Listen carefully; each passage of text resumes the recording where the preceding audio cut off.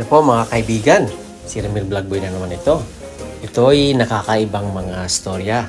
Ang aking kapaligiran dito sa aking tinitirhan ay maraming mga bahay na maraming ilaw. Dati na po akong dito nakatira pero I've never seen like this na pabonggahan ang mga ilaw. Tingnan nyo naman itong bahay na sa corner. Ito ay nasa Fredericksburg lang, so kung saan ako nakatira. It's actually a city here in Virginia. Kung pagmasdan naman natin, akala mo parang laruan lang.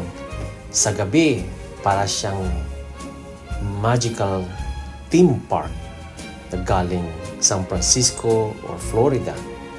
Tamang-tama ang panahon, walang ulan, malamig lang nga, pero mag-enjoy po kayo sa ating mga nakikita. Mamaya, sa tabing paligid, meron ding isang bahay na nagaganda ang mga ilaw.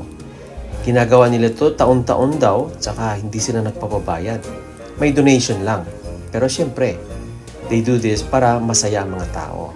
Ginagawa nila ito dahil winter wonderland and it makes people happy. Tsaka, nagkakaroon ng spirit of Christmas talaga. Kaya mga tao dito, suporta talaga. Nagbibigay sila ng donation. You don't have to.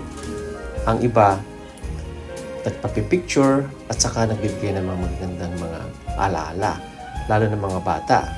Kaya tingnan natin kung ano mga nakikita natin sa loob.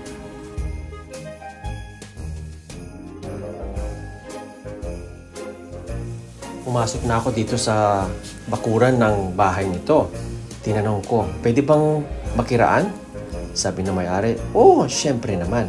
Wala pa kaming bakod, pero you can take a picture, you can watch, you can take your children, at saka ang iba, nakapark lang sa tabi-tabi.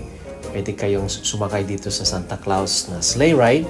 Ito ang mama, may dala-dala niya yung bata, nagpapapicture. Ang ganda, saka may gingerbread pa.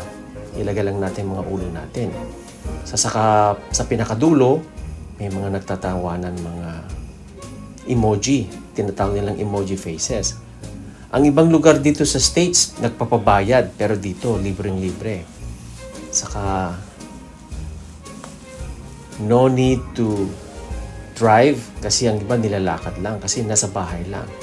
Pero tingnan na naman natin ang mga ilaw. Magastos po ito. Pero actually, sa mga donation na natatanggap ng may-ari ng bahay, nababayaran niya yung ilaw. Kasi ang purpose ng may-ari nito ay paligayahin ng mga tao na nakikita nilang magaganda ang mga araw. At mga ilaw, sa umaga naman, deflated ang mga balon. Kaya tingnan natin, kaganda.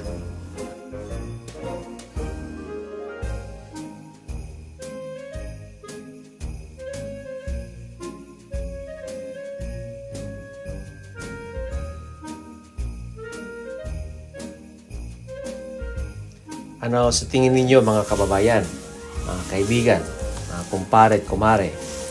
Nag-enjoy ba kayo? Sana kahit ganito lang, simpleng mga ilaw, basta the spirit of Christmas is around, yun ang pinaka-importante.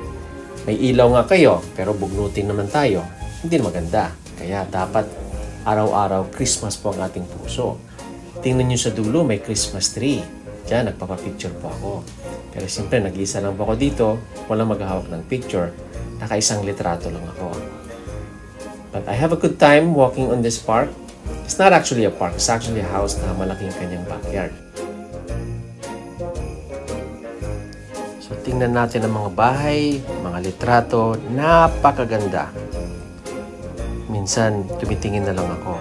So, enjoy po, Christmas na po dito sa States. I hope you had a good time. Merry Christmas po!